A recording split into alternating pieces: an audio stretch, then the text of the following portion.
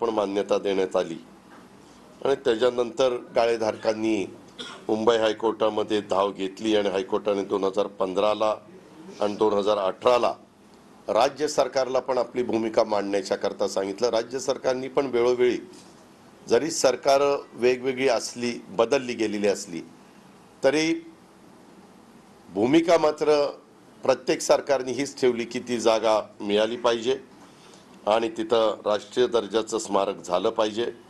आणि या याचिकेवर साल 2020 मध्ये शेवटची सुनावणी झाली आणि त्याच्यामध्ये देखील मला खूपदा भुजबळ साहेबांचा विशेष उल्लेख करावा असा वाटतो की त्यांनी इतका आग्रह, म्हणजे इतके ते आग्रही असायचे की अजित हे झालं पाहिजे, आपण सगळेजण तिथं असताना का होत नाही, कशात पण कमी, कुठं मांडायला आपण कमी पडतो।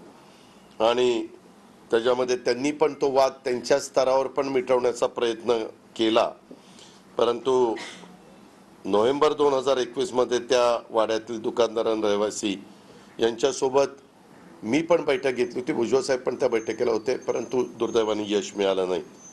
आणि पुण्यातील भिडेवाड्याच्या संदर्भात स्थानिक जे पोटभाडेकरूंनी पुणे मनपा आणि राज्य सरकारच्या विरोधात दाखल केलेली याचिका मुंबई उच्च न्यायालयाने फेटाळली आणि भिडेवाडा हे क्रांतिज्योती सावित्रीबाई फुले यांचं स्मारक करण्याचा मार्ग अखेर मोकळा झालेला आहे।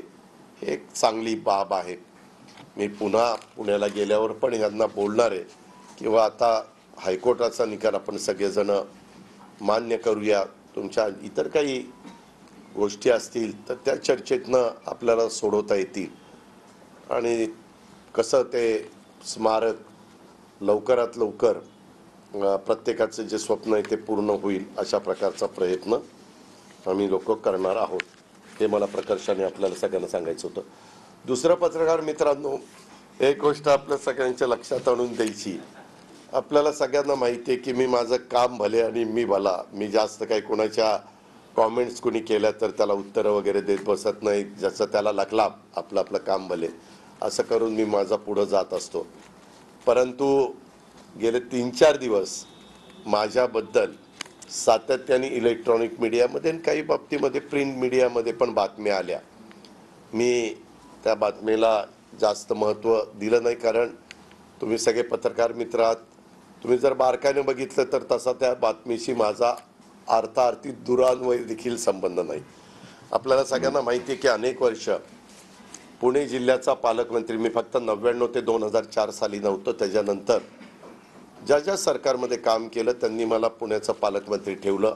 अपवाद फक्त मी सरकारमध्ये नव्हतो तो काळ होता आणि त्याच्यामुळं नेहमीच माझी कामाची पद्धत असते की ज्या जिल्ह्याची जबाबदारी आपल्यावर असेल त्या जिल्ह्याचे विकासाचे प्रश्न मार्गी लागावेत, त्याच्यामध्ये ॲज अ गार्डियन मिनिस्टर या नात्याने ज्या काही आढावा बैठका घ्यायच्या असतात, मी आत्ता पण उपमुख्यमंत्री 100 दिवस झाले होऊन गेलो, त्याही वेळेस तुम्ही बघताय की माझ्याकडं अनेकदा अनेक बैठका चाललेल्या असतात, अनेक मीटिंग, अनेक आढावा आम्ही घेत असतो आणि त्या कामाला कशी गती देता येईल, काही प्रॉब्लेम असतील सर सॉल्व कसे करता येतील, अशा प्रकारचा आमचा प्रयत्न असतो।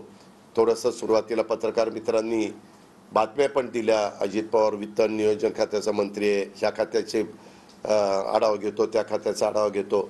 वास्तविक आढावा घेतला म्हणजे काही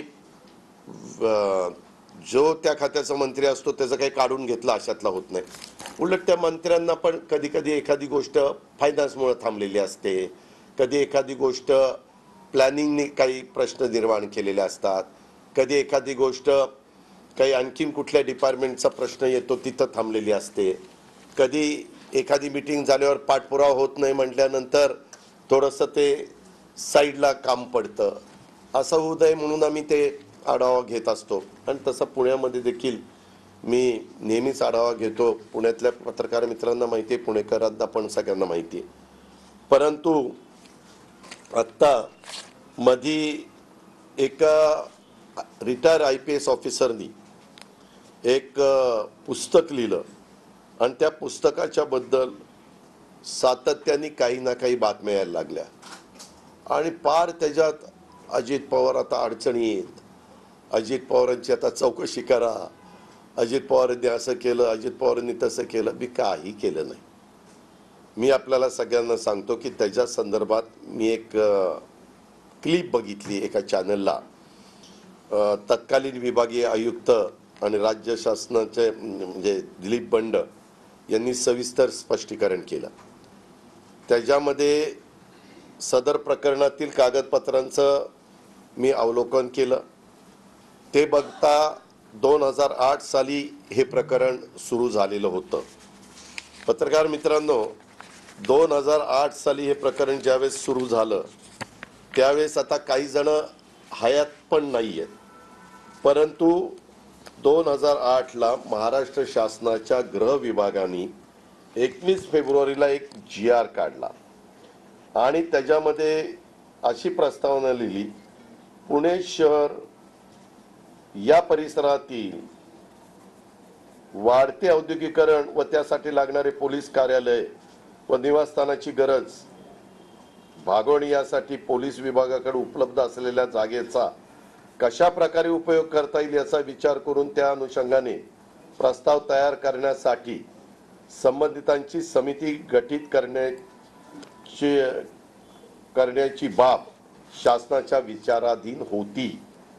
शासन निर्णय या बाबींचा विचार करून पुणे शहर परिसरात पोलीस विभागाकडे उपलब्ध असलेली जागेची पाहणी करून सदर जागेचं पोलीस कार्यालय व निवासस्थानाची गरज भागवण्यासाठी कशा प्रकारे उपयोग करता येईल तपासून त्यानुसार प्रस्ताव शासनास सादर करण्याकरता खालील प्रमाणे समितीची गठीत करण्याचा शासन मान्यता देण्यात येत आहे.